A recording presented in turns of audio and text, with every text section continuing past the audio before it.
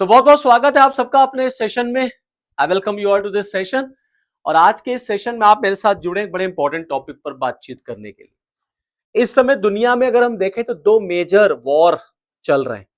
एक रशिया और यूक्रेन, ठीक है, 4 साल हो गए, पता नहीं कब रुकेगा। दूसरा एक अमेरिका और ईरान के बीच में वॉर चल रहा है और इसराइल तो अपना अटैक करता ही रहता है।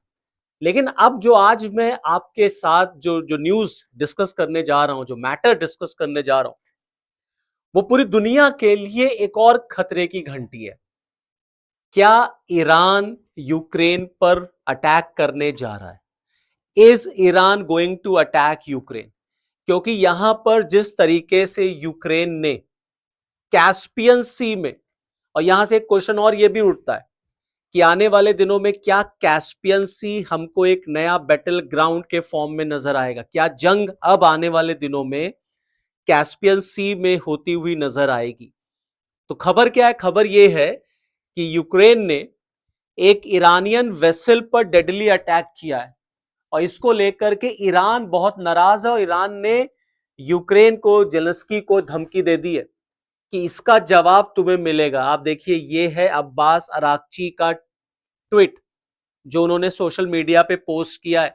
Zelensky has attacked N Iranian commercial vessel killing a seller, जिसमें एक सेलर भी मारा गया है और ये क्लियर कट वायलेशन है यूएन के चार्टर का। And this attack done by kiwi can not go unanswered. Underline the word unanswered. इसका मतलब है कि ईरान कह रहा है इसका जवाब यूक्रेन को मिलेगा। अब जरा समझते हैं ये कैस्पियन सी क्या है, कैसे क्या है, थोड़ा सा एक आइडिया आपको दे देता हूं। देखिए कैस्पियन सी कहां पर है। ये है आपका कैस्पियन सी, आप देख रहे हैं, ये कैस्पियन सी है। ये बीच नीचे आप देखेंगे ईरान है, ये देखिए यूक्रेन है। ये पूरा आपको देखिए, आप पूरा यूक्रेन है और यहां से यूक्रेन ने कैस्पियन सी में एक ईरानियन वेसल पर हमला किया है। अब ईरान के इस वेसल पे हमला क्यों किया यूक्रेन ने? तो यूक्रेन का यह दावा है कि इस शिप में ईरान की तरफ से आर्म्स सप्लाई किए जा रहे थे रशिया को। और हम सब जानते हैं कि रशिया और यूक्रेन के बीच में वॉर चली रही है, तो रशिया को जो आर्म्स सप्लाई कर रहा था कार्गो, उसी पर यूक्रेन ने अटैक कर दिया। तो अल्टीमेटली इससे हमको एक और फ्रंट ओपन होता हुआ नजर आ रहा कि अब ईरान और यूक्रेन में झगड़ा शुरू हो सकता है, अटैक शुरू हो सकता है। थोड़ा सा अगर आप और क्लियर कैस्पियन सी को देखें, सो दिस इज कैस्पियन सी। ये रशिया है, रशिया बॉर्डर बनाता है, ये अजरबैजान है, ये देखिए ये ईरान है, ये तुर्कमेनिस्तान है, ये कजाकिस्तान है, ठीक है। ये कैस्पियन सी है आपका। और इस कैस्पियन सी का बॉर्डर ईरान भी बनाता है, कैस्पियन सी का बॉर्डर रशिया भी बनाता है। यहां से रशिया और ईरान के बीच में व्यापार होता है, ट्रेड होता है। यहीं से एक कार्गो जा रहा था, उस कार्गो में यूक्रेन का यह दावा है कि जो वेपन्स हैं, ड्रोन, वो दरअसल रशिया को जो है वो ट्रांसफर किए जा रहे थे। लगातार इधर रशिया ईरान की, ईरान रशिया की मदद करता ही हम सब जानते हैं। अगर आप पिछले कुछ दिनों से देखेंगे, जब से ये वॉर शुरू हुआ है, रशिया यूक्रेन वॉर या अमेरिका ईरान वॉर, तो आप देखेंगे दुनिया जो है आपको बढ़ती हुई नजर आएगी। एक तरफ रशिया लगातार ईरान की हेल्प करता रहता है। जब खबर निकल करके आई थी कि ईरान ने सीआईए साइट पर अटैक किया, गल्फ रीजन में जो सीआईए का एक साइट है वहां पर अटैक हुआ, तो यह खबर निकल करके आई कि ईरान ने भाई ये कैसे हमला कर दिया। तो पता चला कि इसमें मदद किसने की? इसमें मदद रशिया ने की। और जिस तरीके से ईरान लगातार अटैक कर रहा है अमेरिका के बेसिस पर अलग अलग गल्फ कंट्रीज में, अमेरिका का भी यह दावा है कि इसमें उसकी लोकेशन बताने में चीन और रशिया ईरान की हेल्प करते हैं।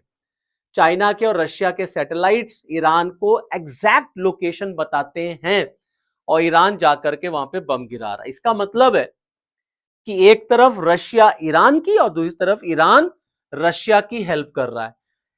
ईरान अपने ड्रोन्स लगातार रशिया को सप्लाई कर रहा है क्योंकि रशिया को इस समय वेपन्स की बहुत सख्त जरूरत है, क्योंकि रशिया के ऊपर नंबर ऑफ सैंक्शंस लगे हुए हम सब जानते हैं।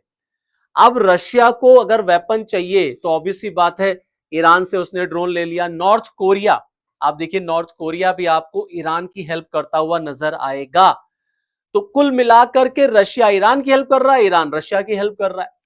Now Russia is providing unprecedented military support to Iran. पूरी दुनिया को अगर आप स्टडी करेंगे तो आप देखेंगे अमेरिका और ईरान में वॉर चल रही, तो जो कंट्रीज अमेरिका के अगेंस्ट हैं वो ईरान के सपोर्ट में आ जाएंगे, और जो कंट्रीज ईरान के अगेंस्ट में है वो अमेरिका के सपोर्ट में चले जाएंगे। जैसे इजराइल है, इजराइल आपको अमेरिका की तरफ दिखेगा, यूक्रेन आपको अमेरिका की तरफ दिखेगा, चीन है, रशिया है, ये आपको ईरान की तरफ दिखेंगे। तो ईरान भी रशिया की हेल्प करता है, और ईरान लगातार अपने ड्रोन्स वगैरह रशिया को दे रहा है, और रशिया उसका यूज करता है यूक्रेन पर अटैक करने के लिए। अभी देखिए बहुत पुरानी न्यूज नहीं है, जब रशिया की तरफ से अपना न्यूक्लियर एयरक्राफ्ट ईरान लैंड कराया गया था, डूम्स डे, तब एक टर्म बहुत न्यूज में था डूम्स डे के लिए, कयामत का दिन। मतलब वो दिन जब इस पूरी दुनिया में न्यूक्लियर वॉर होगा और केवल रशियन हेड, मतलब पुतिन अगर इस समय है तो पुतिन बचेंगे, कुछ और लोग बच जाएंगे उनके। तो ऐसे टाइम में पुतिन उनको कैसे कमांड देंगे, इसके लिए एक पूरा बाकायदे न्यूक्लियर एयरक्राफ्ट बनाया गया है। चलती फिरती सरकार होगी, न्यूक्लियर एयरक्राफ्ट से सरकार चलेगी, वहां से ऑर्डर पास किया जाएगा, वो न्यूक्लियर एयरक्राफ्ट ईरान लैंड करता है। ये इंडिकेट करता है कि क्या अब अमेरिका और ईरान के बीच में न्यूक्लियर वॉर होगी, क्योंकि न्यूक्लियर एयरक्राफ्ट ईरान क्यों गया। तो एक तरफ रशिया लगातार अमेरिका को काउंटर करने के लिए ईरान की हेल्प कर रहा, दूसरी तरफ ईरान लगातार रशिया की हेल्प कर रहा है, और टारगेट वहां पर भी अमेरिका और इजराइल हैं। तो अल्टीमेटली ये कैस्पियन सी में जो हमला यहां से किया गया है, no it's a very dangerous sign कि यहां से अब क्या आगे निकल करके आता है। क्या अब यहां से ईरान यूक्रेन के ऊपर हमला करता हुआ हमें नजर आएगा, क्योंकि अगर ईरान ने यूक्रेन पे हमला कर दिया तो फिर एक फ्रंट आपको और ओपन होता हुआ नजर आएगा। तो चलिए फिर आगे जैसा भी होगा आपको तुरंत अपडेट करते रहेंगे। सो इस वीडियो में इतना ही, फिर नेक्स्ट वीडियो आपसे फिर मिलूंगा, तब तक के लिए जय हिंद।